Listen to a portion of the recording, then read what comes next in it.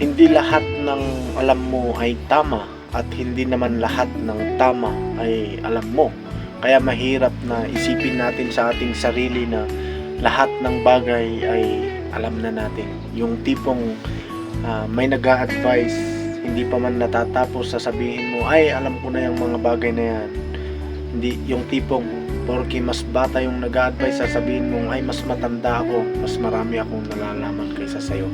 Mahirap pong ganun yung nagiging practice po natin dahil hindi po nadadagdagan yung karunungan natin. Alam niyo po, sabi po dito sa Book of Proverbs chapter 12 verse 15, the way of a fool is right in his own eyes, but a wise man listens to advice.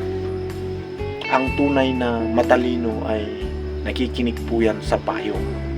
Dahil lagi niyang iniisip na marami pa siyang hindi nalalaman. Kaya I encourage na maging good listener po tayo. Lagi tayong handang makinig sa mga payo. Dahil alam nyo, yung alam mo na yan. At yung hindi mo pa alam, malalaman mo yan kapag tayo po ay marunong makinig.